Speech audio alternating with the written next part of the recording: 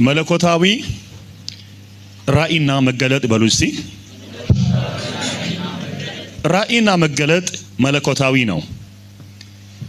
አንድ ሰው ሰማይ ካልሰጠው በስተቀር ራእይና መገለጥ ሊያገኘው አይችልም። ይችላል? አይችልም። ራእይና መገለጥ በሰው የሚሆን ቢሆን ኖሮ ሁሉም ሰው ባለ ራእይ ይሆን ነበር። ከኛ ስላልሆነ ሁሉም ሰው ባለ ራእይ ነው እንዴ? ሊሆን አይችልም። ቢካውስ ከወዴት ይሰጣል? ከሰማይ ይሰጣል። ስለዚህ ጳውሎስ በዚህ ክፍል እንደዚህ ይላል። 12ኛ ቆሮንቶስ 12 አንድ ተመልከቱ። ምን ይላል? ትምክህት የሚያስፈልግ ነው፣ ነገር ግን ምን አይልም አይጠቅምም ይልና ይመጣሉ። ከጌታ ወዳለው ራእይና መገለጥ ምን ይላል? ይመጣሉ ይላል። ክብር ለኢየሱስ ይሁን። ራእዮቻችንና መገለጦቻችን ከጌታ የሆነበት ምክንያት አንደኛው ወይንም መለኮታዊ የሆነበት ምክንያት አንደኛው ከጌታ ስለሚሰጥ ነው። ለምኑ ሰዎች መለኮታዊ ራእይና መገለጥ ብያቸዋለሁ። ራእይና መገለጥ መለኮታዊ የሚሆንበት ምክንያት አንደኛው ከማን ይሰጣል? እግዚአብሔር ከራሱ በሆነ ራእይና መገለጥ ይባርከን። ጳውሎስ እንደዚህ ይላል፣ ከጌታ ወደሚሆን ምን ራእይና መገለጥ ምን ይላለው? ይመጣለው ይላል። አንድ ሰው ባለ ራእይ ሊሆን የሚችለው ባለ ራእይ ለመሆን ስለፈለገ አይደለም። ብዙ የታገልኩበትን ጊዜ አውቃለሁ። እንደኔ አይነት አገልጋዮች ምናልባት እዚህ ጉባኤ ልትኖሩ ትችላላችሁ። ወገኖች አንድ ነገር ስሙ። ብርና ወርቅ ራእይና መገለጥ አያመጣም። ራእይና መገለጥ ግን ብር ያመጣል። ኦኬ let me repeat it again። ይሄን እንደገና ስሙ። እኔ ብር ይዤ ይሄን ቤት የሚከራይበት ቦታ የምገዛበት ብር አግኝቼ ራእይ ጀምራለሁ ብዬ ለብዙ ዘመናት ታግያለሁ። እንደውም እየባሰ ኪሴ ባዶ እየሆነብኝ ሄደ። ልብ በሉ፣ ራእይና መገለጥ ግን በረከት ያመጣል። ባለ ራእይ ዛሬ በደንብ ስመኝ። ከዚህ ቀን ጀምሮ በአንተ ውስጥ ያለው ራእይና መገለጥ በረከቶችን ይስባል።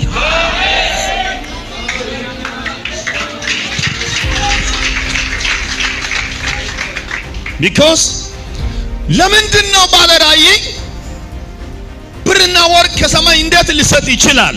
ቢኮዝ ራእዩ ከወዴት ነው? ከሰማይ ነው። ጳውሎስ 12 አንድ ላይ ሁለተኛ ቆሮንቶስ ከጌታ ወዳለው ወደ ሆነው ራእይ ይመጣሉ ይላል። ከሰማይ ከሆነ ራእይ ጋር ተገናኝ እንጂ ተገናኝ፣ አንተ ጀስት ኮኔክት አድርግ እንጂ ራእይና መገለጥ የሚያስፈልግን ሁሉ መስዋዕት ያመጣል። ሰው የሚያመጣው ራእይ ነው። በረከት የሚያመጣው ራእይ ነው። አሜን አሜን። ወርቅ የሚያመጣው ራእይ ነው። እግዚአብሔር ራእዮችን ትመራ ዘንድ፣ ትዳርን ትመራ ዘንድ፣ ትምህርትሽን ትማሪ ዘንድ፣ ስራህን ትሰራ ዘንድ፣ ወደ በረከት ዓለም ትገባ ዘንድ መግቢያ መንገድ የሆነውን ራእይና መገለጥ ይሰጣቸዋል። እግዚአብሔር ካየልኝ ነገር ጋር እስክትገናኝ ድረስ አንተ ረብተኛ ነህ፣ ችጋራም ነህ አንተ። ራእይ ቢያስሊ የቸርች ራእይ ብቻ አጠብቀው። ማት ሌሎች ራእዮች አሉ። ንግድ በራሱ ራእይ ነው። ስራ በራሱ ራእይ ነው። ትዳርም በራእይ ነው። ልጅስ ራእይ እኮ ነው። ማንኛው ነገር በምድር ላይ ምንድን ነው? በራእይ ነው የሚሆነው። ከራእያችሁ ውጪ ከሆናችሁ ስትራቡ ትኖራላችሁ፣ ስትጨነቁ ውለ ታድራላችሁ፣ ግራ ስትጋባ ትኖራለህ። እግዚአብሔር በዚች ከሰዓት ከራእዮቻችን ጋር ያገናኘን። ከራሱ ራእይ ጋር የተገናኘ ሰው እግዚአብሔር ታምራዊ በሆነ መንገድ መምራት ይጀምራል።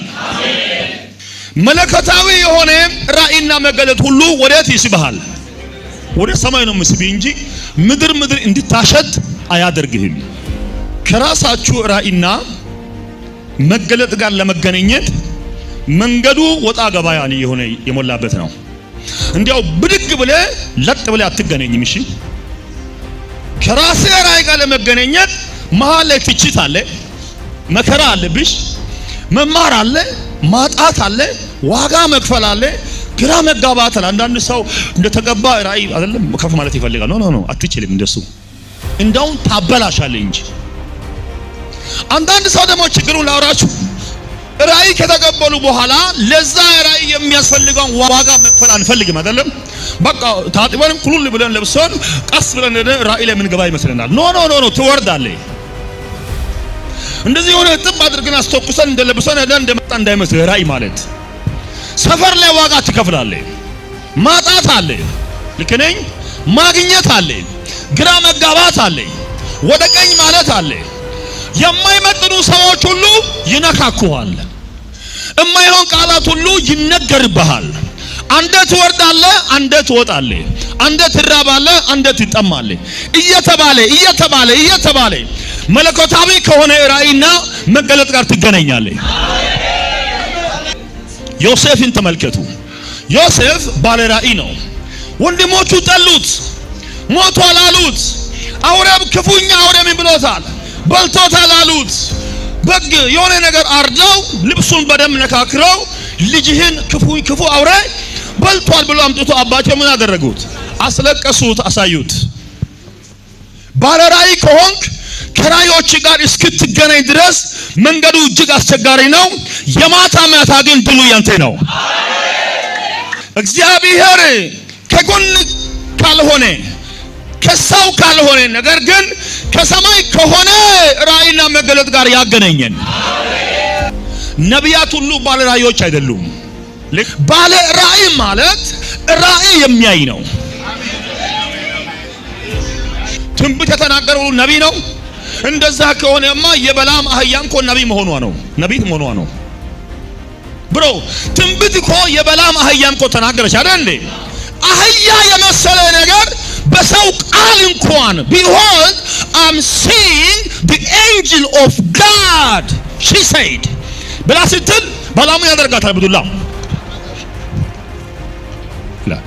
አህያ የመሰለ ነገር በሰው አማርኛ ሲናገር ቋንቋ ሲናገር አህያ ምድብድብ ጀግና። ይሄ የነብዩን እብደት ያሳያል። አህያ የመሰለ ነገር በሰው ቋንቋ ሲናገር መንቃት አለብህ እንጂ መደብደብ አለብህ። የሆነ ጊዜ ላይ እግዚአብሔር for the special purpose ትንቢት ሊያናግር ይችላል። ለምሳሌ የቂስ ልጅ ሳኦል ነቢይ ነው እንዴ? አይደለም። ግን ምን ተናገረ እኮ። እንደው ሰዎች ምን አሉ? የቂስ ልጅ ሳኦል ምን ነካው ብሎት ሁሉ ቢካውስ ሳኦል ምን አይደለም?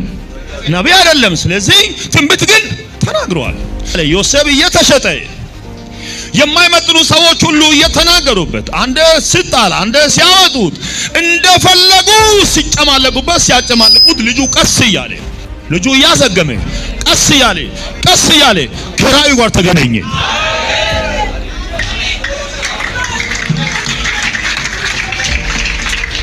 መልእክት አለኝ፣ በደንብ ስሙኝ።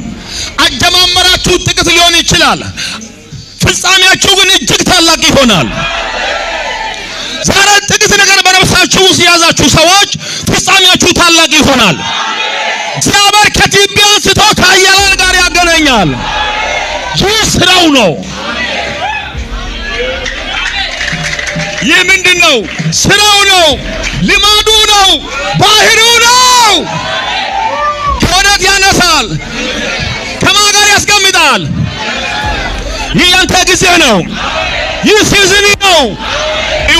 እውነት እልሃለሁ ከሰማይ የሆነ ራእይ ይወርሳል። ዛሬ መለኮታዊ ከሆነ ማንነት ጋር ትገናኛለህ። አይተህ ማታውቀው ክብር ያገኝሃል። እዛ ውስጥ የነበረው መገለጥ ማንነቱ ያገኝሃል። መለኮታዊ ራእይና መገለጥ። ሁለተኛው አንደኛ ቆሮንቶስ 12 ከቁጥር 2 እዩት። ሰውን በክርስቶስ አውቃለሁ፣ በስጋ እንደሆነ አላውቅም፣ ወይም ከስጋ ውጪ እንደሆነ አላውቅም፣ እግዚአብሔር ያውቃል። እንዲህ ያለው ሰው ከ14 ዓመት በፊት እስከ 3ኛው ሰማይ ድረስ ምን ሆነ? ተነጠቀ። ከቁጥር 4 ወደ ገነት ምን ሆነ? ተነጠቀ። ኢየሱስ ጌታ ነው። ራእይና መገለጥ መለኮታዊ የሚሆንበት ምክንያት ሁለተኛው ከሁኔታዎችና ከነገሮች በላይ ትነጠቃለህ። መነጠቅ የሚለውን ቃል በደንብ ያዙ። ሁልጊዜ ባለ ራእዮች የሚነጠቁ ናቸው። ፊልጶስን ተመልከቱ። ማንን አጠመቀው? ኢትዮጵያዊውን ጀንደረባ ምን አደረገው? አጠመቀው። ካጠመቀው በኋላ ግን ፊልጶስ ባለ ራእይና ባለ መገለጥ ነው። ከዛ በኋላ መንፈስ ቅዱስ ንጥቅ አደረገው። ከጋዛ ወሰደው። የት ሀገር ነው የፈጠረው? አዛጦን ላይ። አቤት አቤት አቤት አቤት አቤት! ከአገር ወደ አገር ትነጠቃለህ። እየተነጠቅ ታገለግላለህ። እየተነጠቅ ትሄዳታለህ። ደመናት አይጋርዱህም። ማጣት አያስቆምህም። ማግኘትም አይከለክልህም። እግዚአብሔር መነጠቅን ይሰጥሃል። ሃሌሉያ አሜን፣ ሃሌሉያ። ጳውሎስ እንደምታውቁት ሕመምተኛ ነው። አይን አካባቢ ችግር እንዳለው መጽሐፍ ቅዱስ ፍንጮችን ይሰጠናል። ታዲያ ራእይ እና መገለጥ በውስጡ ስለነበረ ካለበት ምድር ንጥቅ አደረገና ወደ ተወሰደው ወደ ሶስተኛው ሰማይ። ሶስተኛው ሰማይ ማለት የእግዚአብሔር ማደሪያ ያለበት ነው።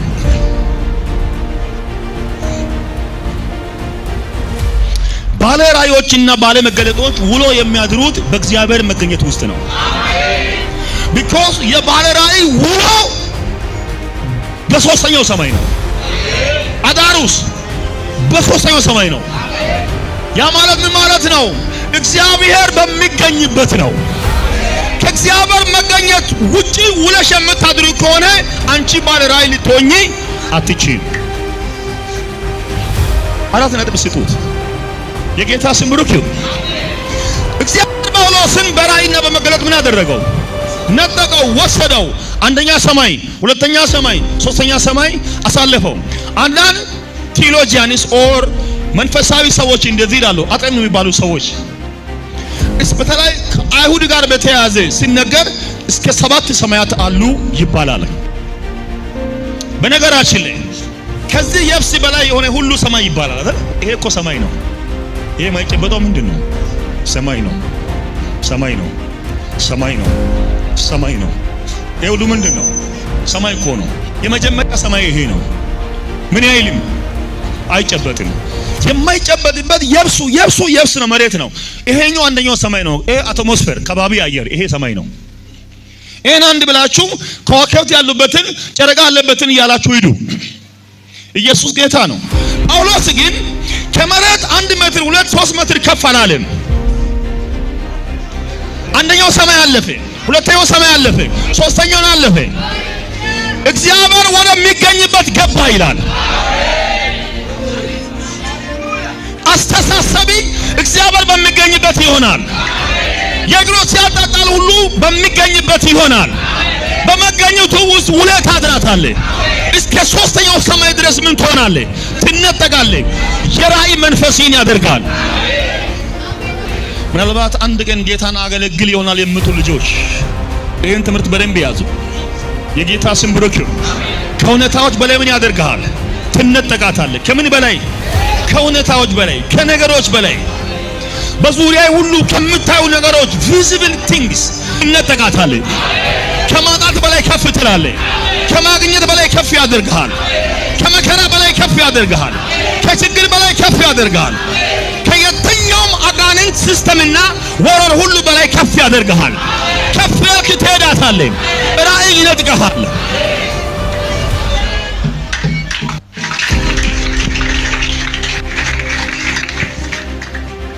በምድር ዘመናት ሁሉ ላይ ነቢያትና ባለ ራእዮች አይለመዱም፣ አታውቋቸውም፣ አይታወቁም፣ ፈጽሞ አይታወቁም። እውነት ነው የምልህ፣ አይታወቁም። የጌታ ስም ብሩክ ይሁን።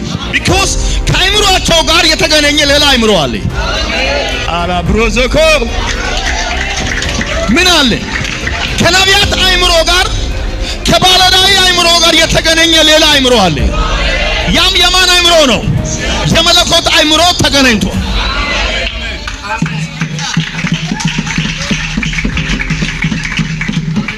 ሶስተኛው የእግዚአብሔርን ምስጢራት የምንሰማበት ነገር ስለሆነ አሜን አሜን። የማንን ምስጢር? የእግዚአብሔርን ምስጢር ይሰማበታለሁ በራእዮቼ። ክብር ክብር ክብር ስጡ ለዚህ ጌታ። ጳውሎስ ወደ ተነጠቀ። አሁን ደግሞ 12:4 ላይ ወደ ገነት ምን እንኩ ይላል? ተነጠቀ ይላል።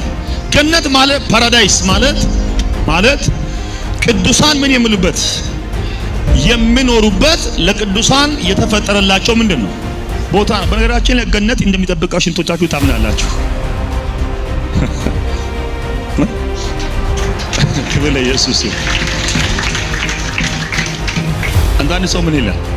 ባኪ ዝም ብሎ የሃይማኖት መሪዎች ያመጡት አፈ ታሪክ ነው። ማን አየ አይደል? ምን ይላል? እሳት አለ እሳት ማን አለ? እሳት እንዳለ ህይወት አለ። ማን አየ? እሳት ህይወት ሰማይ አለ። ማን አየ? ሰማይ ሄደ አንተ አይተህ መጣል አይደል የሚባለው? የሰው ልጅ አያምንም አይደል? ራእይና መገለጥ የእግዚአብሔርን ምስጢር የሚሰማበት ነገር ነው።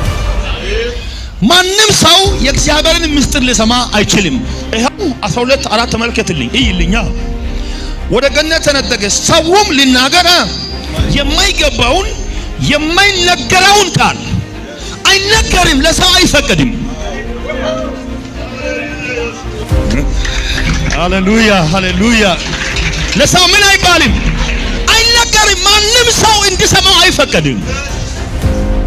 የእግዚአብሔር ምንድነው ምስጢር? የእግዚአብሔርን ጥልቅ ነገር ሳይቀር መንፈስ ይመረምራል። ማን ነው የሚያነብልኝ? ታጋይ አንደኛ ቆሮንቶስ 2:10 አንደኛ ቆሮንቶስ 2:10 የእግዚአብሔር ምስጢር ሁሉ ሳይቀር እኔ የምሰማው በራእይና በመገለጥ አልፌ ነው። ቃሉ እንደሚለው ማለት ነው። በዚህ ክፍል ላይ እግዚአብሔር ጥልቅ ነገር እንኳን ሳይቀር ሁሉን ይመረምራልና እግዚአብሔር በመንፈሱ በኩል ገለጠው። እባክህ ድገምልኝ። መንፈስም የእግዚአብሔር ጥልቅ ነገር እንኳን ሳይቀር ሁሉን ይመረምራልና። አሜን። ለኛ እግዚአብሔር በመንፈሱ በኩል ምን አደረገው? ገለጠው። የእግዚአብሔር ምን አይነት ነገር? ጥልቅ ነገር። የእግዚአብሔር ምን ነገር? ጥልቅ ነገር ለሰው አይነገርም። እዚህ ጋር ጳውሎስ ሄዶ ወደ ገነት ከሄደ በኋላ ሰው ሊናገር ለሰው ልጅ እንድናገር አይገባው አይደል የሚለው? ለሰውስ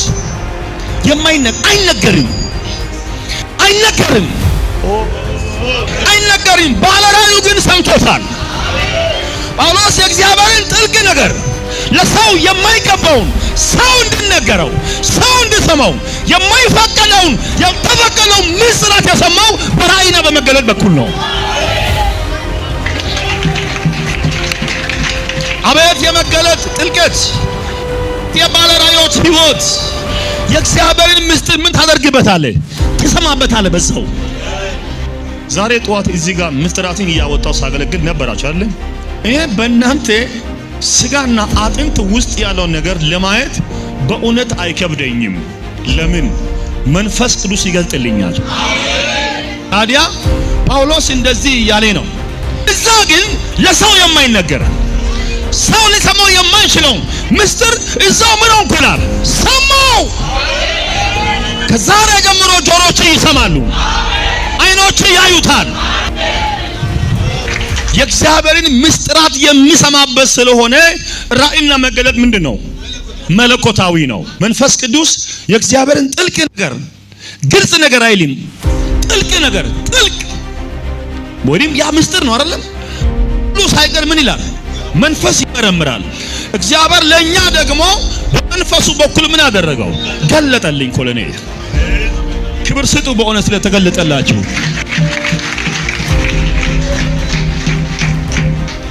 በነገራችን ላይ ስብከት መገለጥ ነው። ዝማሬስ መገለጥ፣ እንድትስ መገለጥ እኮ ነው። ልክ ነኝ ሰዎች? አዎ። እስካልተገለጠልኝ ድረስ ልተነብይላችሁ አልችልም። እንደማንኛውም ሰው ነኝ። የትንቢት መንፈስ ግን ላይ ይመጣል። ልክ ነኝ ሰዎች? ልክ መንፈሱ መጥቶ ውስጤን ኦኮፓይድ ያደርገዋል፣ ይቆጣጠረዋል፣ እዛው ይይዘዋል። በቃ ውስጤን። ኢየሱስ ጌታ ነው። ፈጽሞ እንዳልተነብየው አልችልም፣ እንድተነብይ ያደርገኛል። አሜን አሜን። እንድተነብይ ያስችለኛል። ምስጢራትን እንዳይ አይኖችን ያበራልኛል። ምስጢራትን እንድሰማ ጆሮዬን ይከፍትልኛል። ለዚህ ምስጢር ያዘጋጀኛል። ራእይና መገለጥ መለኮታዊ ነው። ምስጢራትን ትሰማባቸዋለህ። ምስጢራት ይገለጡልሃል። ምስጢራት ይነገርሃል። አሜን አሜን። ጌታ ሆይ በሉ፣ ምስጢራትን ግለጥልኝ። ለጉባኤ ይህን ትምህርት የአገልጋዮችን ትምህርት ሁሌ የማቀርብበት ምክንያት ከተወሰነ ዓመታት በኋላ እያንዳንዳችሁ አገልጋዮቹ ትሆናላችሁ።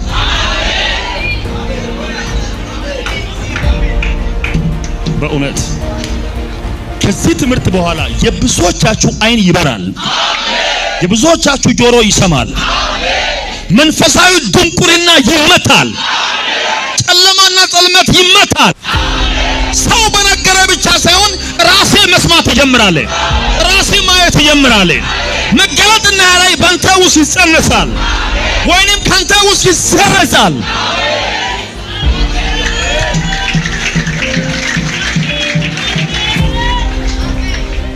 እንዴት ድንቅ መሰላችሁ የእግዚአብሔርን ምስጢራት መስማት።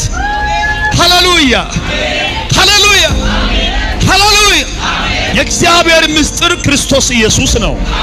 ኢየሱስን መስማት፣ ኢየሱስን ማየት፣ ክብሩን ማየት።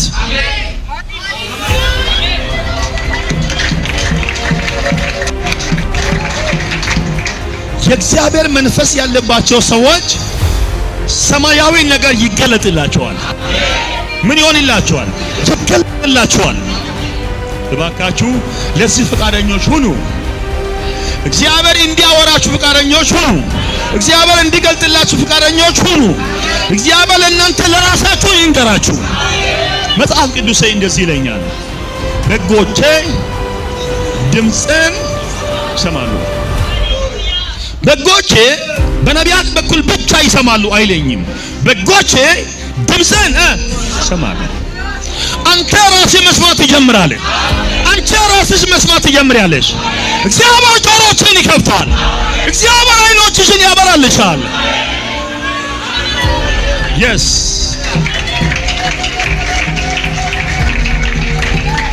በአይኖች ፊት ስውር ነገር አይኖርም። በጆሮች አካባቢ ምስጢር የሆነ ነገር አይኖርባችሁም። እግዚአብሔር ገልጦ ይሰጥሃል። ሳይ ክብር አምጡ ለኢየሱስ። አንድ ነገር አለ። ከእስራኤል ሀገር ባሻገር ቢዮንድ እስራኤል በሌላ ምንድነው በሶሪያ ምድር ላይ ንጉስ ምን ይላል? ከወታደሮቹ ጋር ይመካከራል። በየት በኩል ዛሬ እንውጣ፣ እንዴት አድርገን እንምታቸው፣ እንዴት አድርገን እንይዛቸው ብሎ በቤቱ በምስጢር ይሄ በቤተ መንግስት ውስጥ ያወራው ኤልሳ ልክ አንተ አሜሪካ ምድር ያው ተናገሩትን ኢትዮጵያ ውስጥ ሆነ አንተ እንደምትሰማ ኤልሳ በእስራኤል ሀገር ሆኖ ግን ቤት በኩል እንውጣ ምን ይሻላል ስማ ያሉትን ሁሉ ኤልሳ እዚህ ሆኖ ምንም ሳይቀር ይሰማል።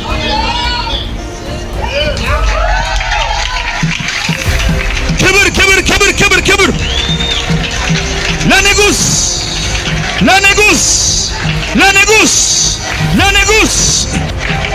እግዚአብሔር ምስጢራትን ያሰማሃል። እኔ የማደርገውን ከባሪያዬ ከአብርሃም አልሰውርም። እግዚአብሔር ምስጢራትን ይገልጥልሃል። እዛው ንጉስ ቤተ መንግስቱ እዛው የተነጋገሩትን ሁሉ ምንም ሳይቀር ኤልሳዕ ሆኖ ይቤት ሆኖ በደንብ እስራኤል መንግስት ንጉስ አቤት ናልኝ ምስጢር አለ። ምንድነው? ነገ በዚህ በኩል አትውጡ። በዚህ በኩል ማን ይመጣል? የሶሪያ ሰራዊት። እርግጠኛ ሰምቻለሁ። መቼ ተገናኛችሁ? አይ ቤት ሆኜ ነው የሰማሁት።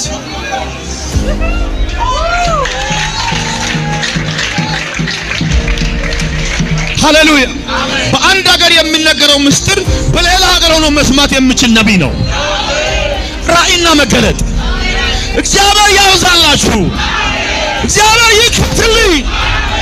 እግዚአብሔር ያሳይ። አሜን አሜን አሜን። ከዛ ይሰማል። ከዛስ እንደተባለው በዛ ሲሄዱ በዛ ከዛ በኋላ ይሸወዳሉ። እስራኤል ሁሌ ድል ታደርጋለች።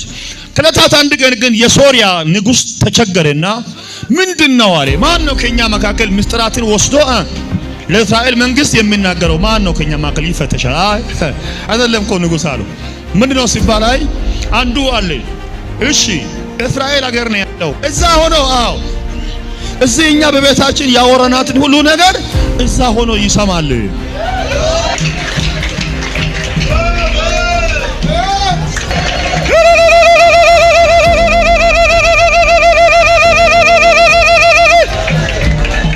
አሜን። ባንተ ቤት የተሰወረ ነገር አይኖርም። ከዛ በኋላ ለምንድነው ያ ነብይ ሄደን የማናመጣው ተባለ። በጣም ቀልጠፍ ያሉ ፎርሳን በጣም መያዝ የሚችሉ ሰዎች የተኛውንም የእስራኤል መንግስታት ወታደሮችን አሸንፈው እየመከቱ አንጠልጥላቸው ምን አድርጉልኝ አምጡልን ሲባል ወታደር ተመደበና ወዴት ይላሉ? ጉዟቸው ወደማ አገር ሄዶ ደረሱ አይደለ? አዳሩ ሙሉ ሲጓዙ አድሮ ሳምንታት ሙሉ ሲጓዙ ፈጅቶ በራብ ተቀጥቶ በስቃይ ሲደርሱ እርሳሚዱ ሰውዬ ወዴት ነው ቤቱ ወዴት ነው የተባለ በስንቱ ትግል ደርሶ ቤቱን ከበው አደሩት በዛ ብርድና ውርጭ ላይ። ስነጋ ምን ለማድረግ ኤልሳ ደግሞ የሚያይ ሰው ነው። ማየት የምትችሉ ሰዎች ጠላት አይቋቋማችሁም። ማየት የምትችሉ ሰዎች፣ መስማት የምትችሉ ሰዎች እግዚአብሔር ጠላቶቻችሁን አሳልፎ ይሰጣቸዋል። ቤቱ ተከቧል። ኤልሳ ተኝቷል። ያያላ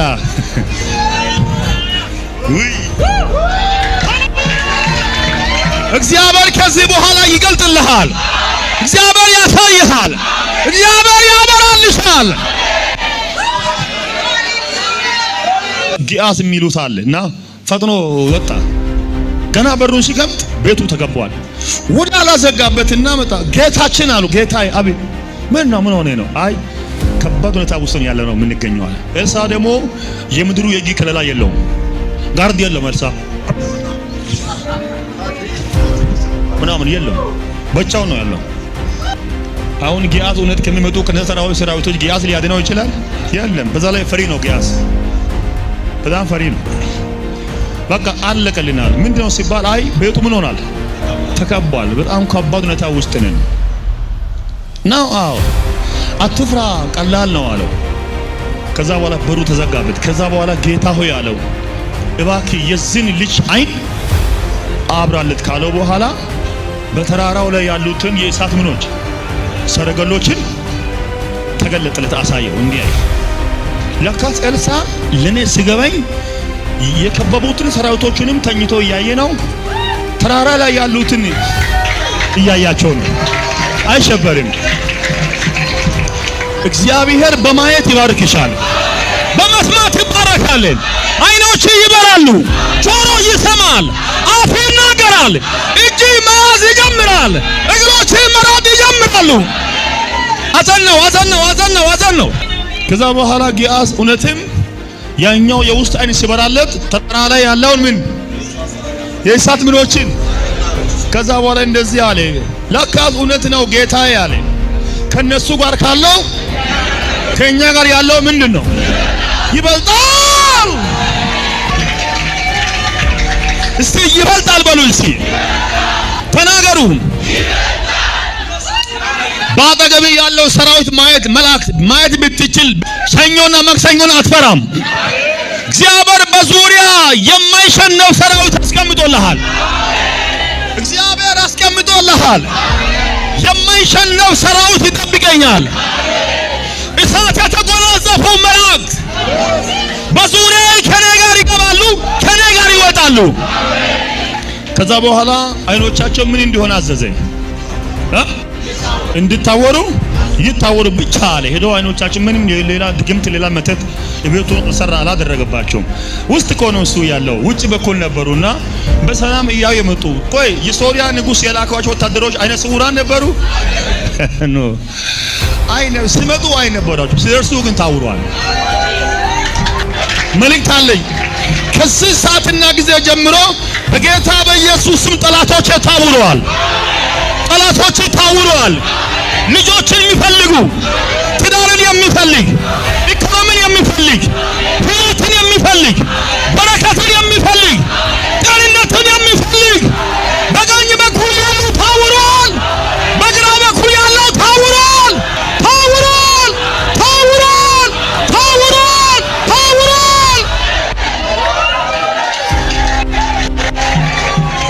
ተባረኩ። ምን ሆነዋል? የመጨረሻው አራተኛው ራእይና መገለጥ መለኮታዊ የሚሆንበት ምክንያት የእግዚአብሔር ጸጋና ምን ኃይል። አሜን አሜን። እንደዚህ በሉ፣ ጸጋና ኃይል በሉ። ጸጋና ኃይል ካልበዛልኝ በስተቀረ ራእይና መገለጥ ልትመራው አትችልም። ጳውሎስ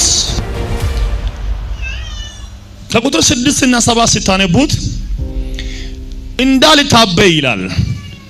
የሥጋዬ ምን መውጊያ ተሰጠኝ፣ የሚጎስመኝ ነገር ተሰጠኝ፣ የሰይጣን መልእክተኛ ተሰጠኝ አይልም እንዴ ይላል አይደል? ያው ምን እንዳልሆን እንዳልታበይ ተሰጠኝ አለ። ጸጋም ሰጠው፣ ኃይልም ሰጠው፣ መውጊያም ሰጠው። ይህ የሥጋው መውጊያ እንዲለይ ስንት ተጸለየ? ሁሌ የሚጎስመው ነገር ከራሱ እንዲለይ ስንት ተጸለየ? እባክህ ፈውሰኝ ስለት ጳውሎስ ምን አለበት? ሲጀመር ጳውሎስ ቤት አለው እንዴ? አንዴ ገላትያ፣ አንዴ ኤፌሶን፣ አንዴ ቆሮንቶስ አይደል የሚዞረው እሱ?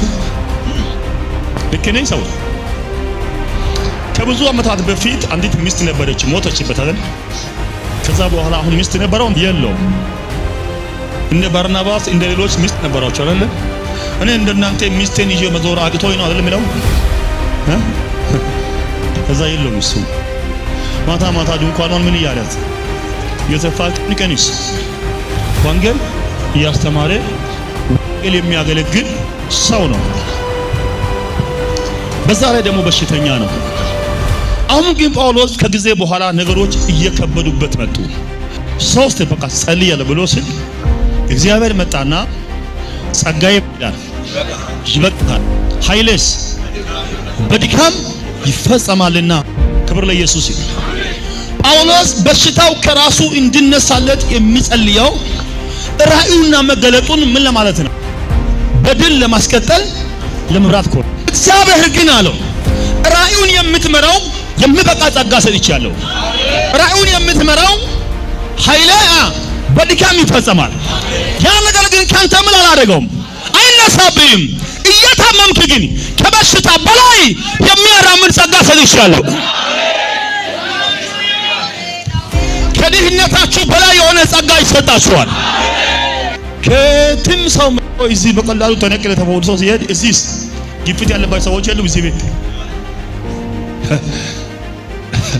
ኧረ ጌታ ሆይ ባንጋ የለም ሲል አለ የለም አሁን የለም ሲል ወንበር ላይ ተቀመጡ ተነሱ የለም ሲሄዱ እዚህ ቤትስ ስኳርና ግፊት ተጭኖባቸው የሚሰቃዩ ሴቶች ወንዶች የሉ? ለካስ ለአንዳንዱ ጸጋ ያበዛል፣ አንዳንዱን ይፈውሳል፣ ለአንዳንዱስ አይፈውስም። ጸጋ ያበዛል። ጸጋ ይዛ ግፊት አለ እኮ ግፊት ላይ ጸጋ ይጨምራል። ከኔ ጋር ናችሁ? በቂ ባጀት እንደው ይሄ እውነት በቂ ባጀት ኖሮን ነው እዚህ ጋር የምናመልከው። ግን ስናመልክ ሰማይ ክፍት ነው አይደል? ዝግ ነው ክፍት ነው። ምን እንደው ታውቃላችሁ? እግዚአብሔር ራእዩን መምራት እንድንችል ምን ሰጥቷል? ጸጋ ነው። ባጀት ገና ነው፣ ግን ጸጋ ሰጥቷል። ከዚህ ጸጋ የተነሳ ራእይ ወደፊት ይሄዳል። የኔ ነገር ያንተ ጉዳይ ራእይ፣ ያንተ ትምህርት፣ ያንተ ስራ፣ ያንተ ኢኮኖሚ፣ ያንተ ነገር፣ ያንቺ ነገር ሁሉ ወደፊት ይሄዳል። ለምን? የሚበቃበት ጸጋ ተሰጥቷል። ጸጋ በሉ እስቲ፣ ጸጋ በሉ እስቲ፣ ጸጋ በሉ እስቲ። ጸጋ ያስችልሃል፣ ጸጋው ያስቀጥለኛል፣ ጸጋው ይመጣኛል። ጸጋውን ለምኑት እንጂ ኃይሉን ፈልጉት እንጂ ትሩሊ እውነት እውነት እላችኋለሁ ሞትና ሲኦል አይቋቋማችሁም። የሚለው የሚናገረው እውነት ነው። ጸጋና ኃይል ይስጥ እንጂ የሲኦል ደጆች የሲኦል ኃይላት ምን ያደርጉም? አይችሉኝም። ተናገሩ፣ አይችሉኝም በሉ እስቲ።